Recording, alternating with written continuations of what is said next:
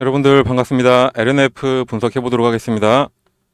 미국의 금리 인하가 B컷을 단행하면서 성장주에 대한 상승 가능성을 염두에 두고 대표적인 성장주인 제약바이오가 오늘 큰 폭의 상승들을 했습니다. 제약바이오가 상승할 거라는 건 시장에서들 많이 예상한 거니까 그렇다고 치고, 그럼 또 다른 대표적인 성장주인 2차전지는 왜 이렇게 힘을 쓰지 못할까요? 차트만 보면은 정말 한숨만 나는 LNF입니다. LNF는 언제쯤 다시 살아나서 정고점을 돌파해 줄 수 있을지, 아니면 최소한 20만 원까지는 갈 수는 있을지, 이 부분을 오늘 좀 집중적으로 알아보도록 하겠습니다. 그리고 저희 채널 이름과 같이 하루 30분만 딱 투자하는 방법으로 해서 상상 이상의 수익을 쌓아가는 방법도 영상에서 제가 알려드릴 거니까 영상 집중해서 끝까지 시청해 주시기를 부탁드립니다. 자, 그동안 하락만 일삼아왔던 LNF가 다시 살아날 수 있을까요? 사실 겉보기에는 살아나기 어려워 보이는 게 사실이기도 합니다. 차트를 봐서는 완전 대세 하락하는 모양을 보이고 있는 것 같기도 하고, 기관과 외국인 같은 큰 손들의 보유 비중이 지속적으로 떨어지고 있으니까 수급도 만만치 않은 상황입니다. 거기다 언론에서 이슈몰이라도 해주면 좀 뭐라도 될 것 같은데 최근에 2차전지 쪽은 거의 말이 없죠. 하지만 여러분들 잊지 마셔야 될 게 하나 있습니다. 2차전지가 작년에 엄청난 이슈몰이를 하면서 큰 폭의 상승을 해왔었지만 그 성숙 단계에 오기까지는 50년의 시간이 걸렸습니다. 2차전지는 장기간 축적되어 왔던 에너지 저장 기술의 결정체라고 보시면 되겠습니다. 리튬이온 배터리가 70년대부터 개발되기 시작했고 1980년대에 들어서 배터리 설계를 발전시키면서 이 시기부터 배터리 상용화를 위한 이론적 토대가 마련하게 되면서 배터리가 에너지 저장 수단으로서의 그 가치를 증명을 하게 됐습니다. 짧지 않은 리튬이온의 배터리 역사를 돌이켜보면은 그동안 수많은 혁신적인 시도와 실험이 있었고, 그 결과로 현재 배터리의 주류를 이루고 있는 NCM이나 LFP 소재 배터리 외에도 니켈 카드뮴, 니켈 메탈 하이드라인, LCO, LMO 같은 다양한 소재를 사용한 배터리가 탄생을 하게 된 거죠. 현재 리튬이온 배터리의 주류를 이루고 있는 NCM이나 LFP 소재 배터리는 두 소재에서도 차이는 분명히 존재하지만 에너지 용량과 안정성, 수명, 제조 비용 같은 다방면에서 최적의 밸런스를 보이고 있습니다. 하지만 여기서 그치지 않고 더 우수한 성능의 배터리 레시피를 개발하기 위한 노력이 진행이 되고 있죠. 안정성과 성능은 높이면서 소형화, 경량화가 이루어지고 있는 추세입니다. 이러한 혁신적인 변화는 배터리의 수요 저변을 넓혀가고 있고, 이제는 생활 필수품이 된 스마트폰과 노트북부터 웨어러블 같은 휴대성 소형 전자제품, 그리고 고출력을 요구하는 모빌리티에도 사용이 되면서 2차전지 시장의 급성장이 이제서야 시작이 되고 있습니다. 다만 현재 문제는 높은 가격이죠. 아무리 국가에서 보조금을 준다고 해도 일반적인 내연기관보다 전기차는 높은 가격대를 형성을 하고 있습니다. 그래서 2차전지가 더욱 가파른 상용화가 되기 위해서는 생산 비용을 낮추고 기업이 더 낮은 가격으로 제품을 시장에 출하해야 됩니다. 여기서 첫 번째로 2차전지가 다시 시장에 선두에 나설 수 있는 이유가 하나가 생깁니다. 바로 저렴해지기 시작하는 가격. 이게 정말로 중요하겠습니다. 이 빨간 색깔 선이 테슬라의 가격입니다. 테슬라를 보면은 가격 혁신이 전기차 생태계에 어떤 변화를 일으켰는지 명확해지죠. 테슬라는 전통적인 자동차 기업과는 다르게 시장 변수를 가격에 빠르게 반영을 해왔습니다. 실제로 테슬라의 공장 중에 가장 효율화된 공장이라고 불리고 있는 기가팩토리 상하이가 가동된 이후에 테슬라의 전기차는 지속적으로 가격을 인하를 해왔습니다. 그리고 2차전지의 핵심 재료인 양극재 가격이 급등했을 때는 전기차 가격을 다시 인상을 했고, 양극재 가격이 안정화된 이후 다시 전기차 가격을 인하하는 유연한 가격 정책을 보여주기도 했고요. 다만 특징적인 부분은 재료비 변화에도 불구하고 평균적인 가격 수준이 하향됐다는 게 중요합니다. 2차전지 생산 비용에서 큰 비중을 차지하는 양극재 가격이 2020년 수준으로 하향 안정화된 상태지만 테슬라의 전기차 가격은 당시보다 약 20% 낮은 가격을 유지를 하고 있습니다. 특히 지난 4년간 인플레이션과 보조금 정책 변화를 감안을 해봤을 때 테슬라 전기차의 차감가는 타사 대비 훨씬 낮은 상태입니다. 그 사이에 다른 경쟁 모델들, 특히 내연기관 자동차는 가격이 상승했기 때문에 테슬라 전기차에 대한 구매 매력은 상대적으로 높아졌다고 보시면 되겠죠. 그렇게 발생한 높은 경제성은 가장 강력한 구매 동인이 됩니다. 전기차 시장에서 대중화에 성공한 OEM은 테슬라뿐만이 아니죠.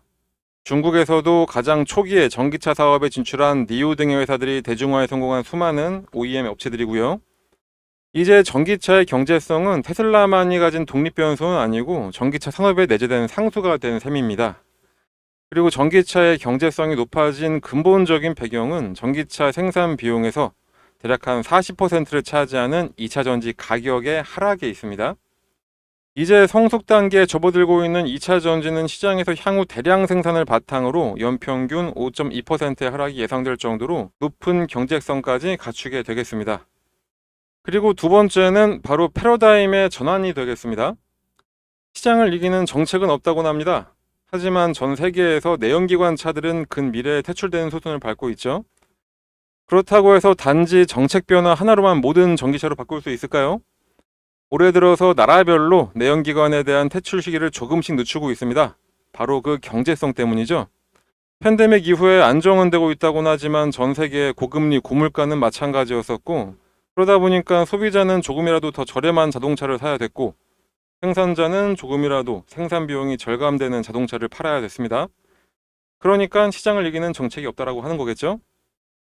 물론 지금은 소비자들이 자동차를 선택할 때 대중적인 선택지는 가솔린 자동차가 맞습니다.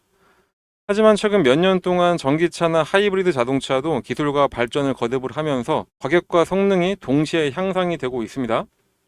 특히 주행거리 같은 경우에는 2016년도까지만 하더라도 전기차의 주행거리가 한 200km밖에 못 미쳤다면은 이제는 최대 1000km까지 달릴 수 있는 전기차가 출시가 됐고, 그런데도 가격은 낮아지고 경량화는 되면서 에너지 효율도 좋아지니까 경제성에서도 만족을 느끼는 소비자들이 늘어나고 있습니다. 이러니 정책에 의한 판매가 늘어나게 되는 건 자명한 사실이고, 불만을 품었던 소비자들은 상품성과 가격에 만족을 하게 되니까 자연스러운 시장의 변화도 기대가 되겠죠. 세 번째로는 가장 실질적인 조건, 바로 캐즘을 넘어서야 됩니다. 캐즘은 특히 중국을 제외한 선진국 국가에서 주로 우려가 커지고 있습니다. 특히 미국의 경우에 전기차 판매가 지속적인 상승을 하면서 2023년 말에는 11.2% 고점을 찍고 올해 들어서 다시 9%대로 하락을 좀 했습니다.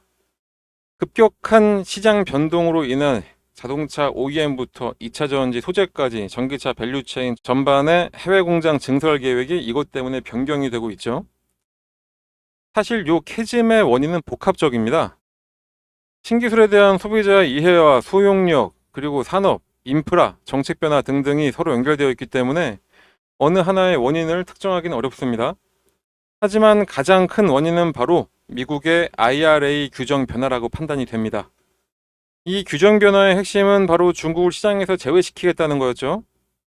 2025년부터 중국에서 핵심 광물을 채굴하거나 가공을 하는 모든 기업을 대상으로 전기차 세액공제 혜택을 제공하지 않기로 결정을 했고, 특히 배터리 부품의 경우에는 2024년부터 우려국에서 조달받을 경우에 보조금을 받을 수 없게 되면서 실제로 BMW, 포드, 테슬라 등의 일부 모델이 바로 올해부터 보조금 리스트에서 제외가 됐고, 그렇게 보조금을 못 받는 전기차 모델 수가 8종이 늘어나면서 올해 보조금을 받을 수 있는 자동차는 전체 모델 중에 고작 34종으로 줄어들게 됐습니다. 이러니까 보조금을 못 받는 차는 당연히 안 팔리게 될 수밖에 없고 재고가 쌓이게 되니 공급이 넘쳐나는 그런 캐즘 현상이 발생을 할 수밖에 없던 거겠죠. 하지만 모든 기업들은 난관이 생기면 돌파구를 마련을 하게 됩니다. 공급망의 변경을 위해서 미국 현지에 공장 시설을 짓고 있는 이유가 바로 그거겠죠. 현재 진행 중인 국내 배터리 기업의 미국 공장 가동 일정은 상당수가 2025년 이후입니다. 2025년부터 배터리 공급량이 증가하기 때문에 OEM 입장에서도 그 시기에 맞춰 전기차를 출시하는 것이 배터리 공급 안정성과 비용 절감, IRA 규정 대응에 유리하기 때문에 현재 신차 출시 일정을 연기하는 이유가 바로 이거라고 봅니다. 그러니 올해까지는 여러 복합적인 이유로 힘들었어도 내년부터는 다시 정상적인 속도로 관련 종목들의 주가가 다시 한번 상승할 수 있다, 이런 결론을 낼 수가 있겠죠. 앞서 언급해드렸듯이 전기차 산업의 성장 배경은 표면적으로는 정책적 지원이 있었지만 대중화 시대로 오기까지는 결국 배터리 기술의 혁신, 성능의 고도화와 대량 생산 체제를 통한 제품 가격 하락이 중요한 역할을 했고, 이건 앞으로도 마찬가지일 겁니다. 전기차 산업이 고성장하고 OEM 기업의 전동화 전략이 명확해진 2021년부터 배터리 기업들은 시설 투자를 확대해 왔었고 양산이 진행되면서 더 싼 가격에 2차 전지가 공급됐고, 이게 바로 전기차에 대한 소비자의 접근성을 높이는 결과로 이어지게 되었던 거였죠. 그리고 정책적으로도 전기차의 상승 잠재력이 더 큰 상황에서 아직은 수요보다는 충분히 공급이 더 중요한 시장인 것은 분명합니다. 그리고 미국 대선에서 트럼프보다 민주당의 해리스의 지지도가 점점 더 높아지고 있는 것도 긍정적인 요소로 작용이 되고 있죠. 화석연료 신봉자인 트럼프보다는 아무래도 현재 IRA 법안을 만든 민주당이 집권을 계속 이어져 가야 정책적 불안정성이 해소가 되고 현재까지 발생한 크라이시스만 해결하면 되기 때문에 해리스가 당선되는 게 국내 배터리 업계에는 큰 도움이 되겠습니다. 그러니까 결론적으로 무엇보다 생산 비용이 점점 내려가고 있는 2차 전지이기 때문에 가격 등가의 추세는 벗어나지 않고 있다, 이렇게 보면 되겠고, 앞서 언급했던 것과 마찬가지로 전기차로의 패러다임의 전환도 더 확신을 가져도 괜찮겠습니다. 단순한 정책이 아니라 진짜 본질은 내연기관의 효율 개선 한계와 전기차의 경제성 향상이 만나는 그 지점에서 시작된 현상입니다. 시장의 수요에 앞서서 공급자의 혁신 속에서 전기차의 전환이 이루어지고 있다는 겁니다. 그럼 다시 날아오를 전기차 시장에서 2차 전지를 주도할 곳이 어디냐 하면은 역시 한국의 기업들이 될 수밖에 없겠죠. 물론 중국의 기업들도 있긴 합니다. 하지만 중국과 한국은 타겟 지역이 다르죠. 중국은 철저하게 내수 시장과 신흥국 시장을 공략을 하고 있고, 한국의 기업들은 선진국 중심으로 공략을 하면서 완벽하게 딱 이원화가 되어 있습니다. 그리고 중국의 경우에는 내수 시장의 전기차 판매가 자동차 판매의 50%를 돌파를 했지만, 한국 기업들의 주된 시장인 미국의 경우에는 아까 잠깐 보여드렸듯이 한 10% 정도밖에 안 되기 때문에 엄청난 시장을 확보하고 있는 셈이기도 합니다. 이러니까 올 한 해 침체해 있던 국내 기업들은 긴 조정을 끝내고 상승 동인은 마련이 된 상태고, 주가는 늘 선반영이 된다고 하니 올해 4분기부터 2차 전지 업체들의 꾸준한 상승이 다시 나올 가능성이 너무나 큰 상태입니다. 그 안에서 당연히 LNF도 상승을 이어가게 될 거고요. 물론 LNF의 2분기까지의 실적은 정말 형편없었습니다. 하지만 원재료 가격 때문에 매출 감소가 될 거라는 거는 모두가 다 예상한 부분이어서 그거는 예상 가능한 범주 내에서 이루어졌다, 이렇게 평가를 하고 있죠. 그리고 솔직히 3분기도 마찬가지일 겁니다. 현재 시장의 컨센서스는 적자 지속을 예상을 하고 있는데, ESS에 쓰이는 양극재가 LFP 제품으로 이동하면서 NCM 523의 출하량이 대폭 감소가 됐고, NCMA 95 신제품 출시가 되면서 기존의 제품에 대한 수요가 줄어들 것을 예상을 하고 있습니다. 그리고 최근에 리튬 가격이 재하락하는 모습이 확인이 되면서 추가적인 판가 하락과 재고평가가 손실될 가능성도 배제할 수는 없는 상황이죠. 하지만 증권가에서는 현재 가치 대비 하락폭을 아주 과대하게 평가하는 것도 동감을 하고 있습니다. 올해부터 전방산업 업황 둔화와 재고평가 손실이 맞물리면서 최악의 부진한 실적을 냈을 뿐이고, 이미 딱 바닥을 찍었으니 상승할 수밖에 없는 상황이라는 게 증권가의 공통된 평가입니다.